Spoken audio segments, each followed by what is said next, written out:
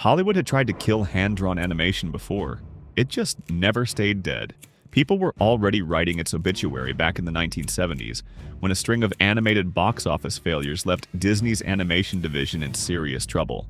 But there was one big difference back then. Hand-drawn animation had no replacement. Whenever Disney stopped squeezing every penny out of the department, brought in some fresh blood, and actually invested in animation again, another comeback followed and the money started pouring in. But the next crisis wasn't caused by budget cuts, bad management, or some weird alignment of the planets. By the late 90s, hand-drawn animation finally had some real competition, CG, and this time, the competition eventually crushed it. Today, everybody loves to say that hand-drawn animation had more soul. Apparently that love developed sometime after people stopped buying tickets to see it, because when traditional animation actually needed audiences to show up and save it, those same audiences were running to theaters to watch CG movies instead. The 90s had been the golden age of hand-drawn animation at the box office. Back in the 60s and 70s, Disney was basically the only major Hollywood studio regularly making animated features. But once animated movies started making serious money again in the late 80s, suddenly everybody wanted a piece of that very profitable pie. Disney was still king, of course. Real competition only started showing up toward the end of the 90s, when 20th Century Fox and DreamWorks began sending their own expensive animated movies into theaters. Maybe one of them could have eventually put up a real fight against the Mouse House. The problem was that computer technology was moving way too fast. And before anybody could win the war for hand-drawn animation, pretty much everybody involved started syncing together. So today, let's look back at the wave of hand-drawn box office disasters around the turn of the century. The movies that helped shut down animation studios and push Hollywood towards CG.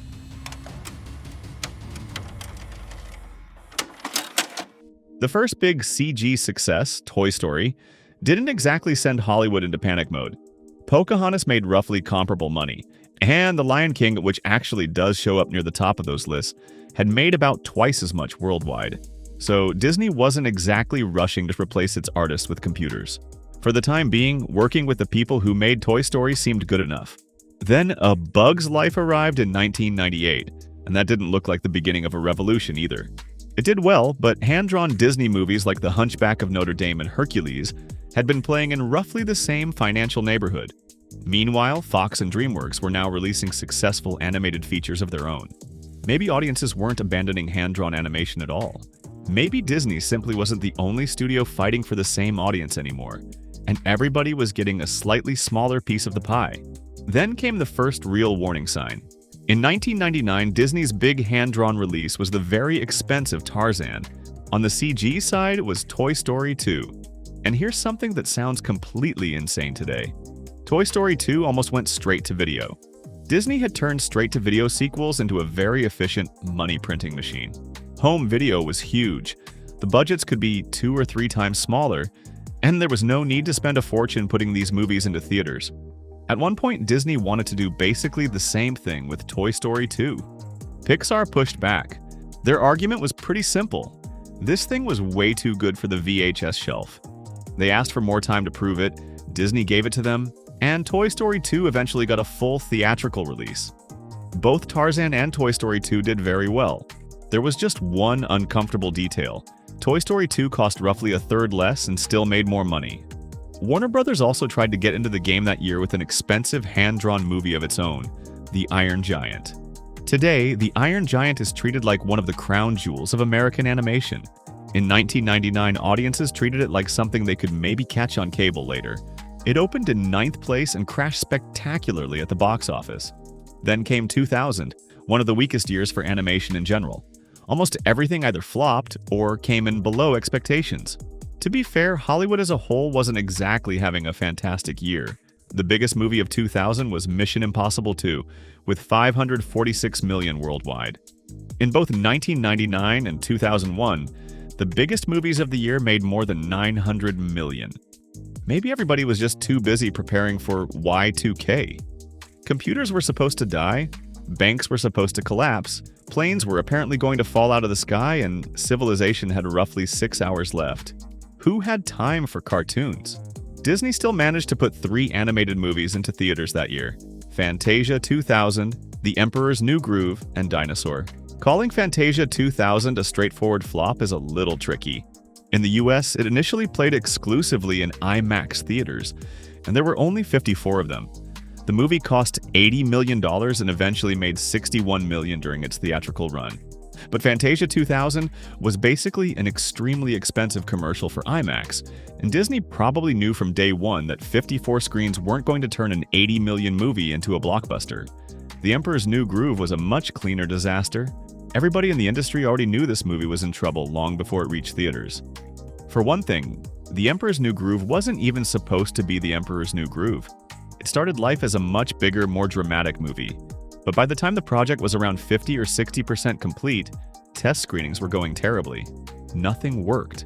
So Disney basically blew up the entire movie and started over. The creative team behind the original version, including people who had previously helped deliver The Lion King, was torn apart. 3 years of work, from 95 to 98, essentially went straight into the trash. The movie audiences eventually saw had to be rebuilt in roughly 2 years, which helps explain why it looks surprisingly cheap for a major Disney feature. And Disney couldn't simply delay it forever or walk away. There were merchandising deals, fast food promotions, soda tie-ins already locked in. Breaking those agreements could reportedly have cost the studio more than $100 million all by itself. Officially, The Emperor's New Groove cost around $100 million and made just $169 million in theaters. How much of that budget actually belongs to the version we eventually got is hard to say. Disney's CG experiment is usually remembered as a disappointment, although its box office numbers really weren't catastrophic. The bigger problem was that Dinosaur had been an expensive production nightmare whose budget kept growing along the way. And once again, the movie Disney released wasn't really the movie its creators had started making. The antagonist changed. Somewhere along the way, the dinosaurs started talking, and the story began looking suspiciously like Disney had discovered the land before time. And Disney wasn't even having the worst year. In 2000, another notoriously troubled animated movie finally dragged itself into theaters, Titan AE. I already covered that particular disaster in my video about Don Bluth. So here are the important numbers. $75 million budget, $36 million worldwide, and hand-drawn animation wasn't done bleeding yet. DreamWorks released The Road to El Dorado, which cost $95 million and made just $76 million. Somehow the big animation winner of 2000 wasn't Disney, DreamWorks, or Fox. It was a bunch of plasticine chickens. Chicken Run cost $45 million and made $224 million worldwide. And then, in 2001, it happened. This is where the numbers stopped looking like a bad streak and started looking like a death certificate. Disney sent the expensive Atlantis: The Lost Empire into theaters looking for a fight. Shrek ran it over. Shrek cost $60 million and made $484 million worldwide.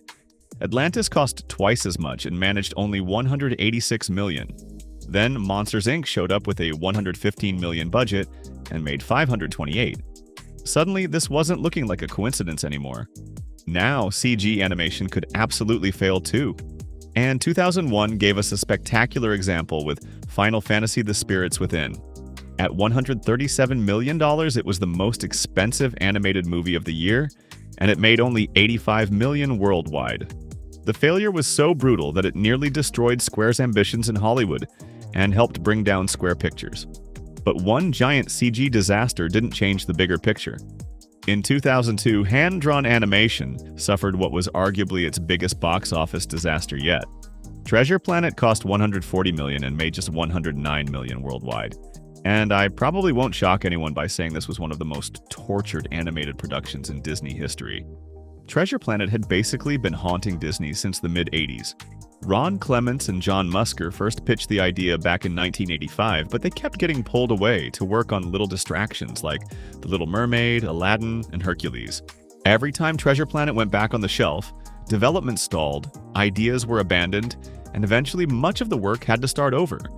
Disney finally committed to the movie in 1997.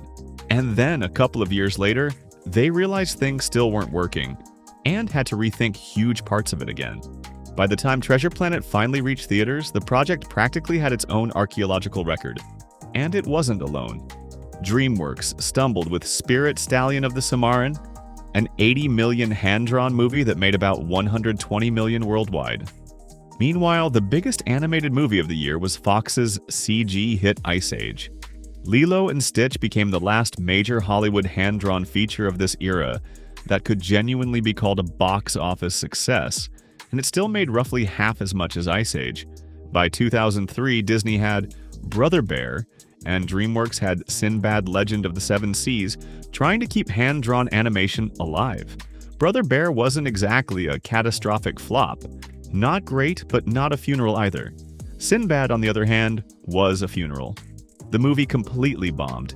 Meanwhile, Finding Nemo was busy making almost $900 million worldwide on a $94 million budget.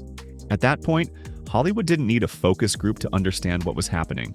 If anybody still needed one final PowerPoint slide explaining why studios were abandoning hand-drawn animation, 2004 gave it to them. Disney released Home on the Range.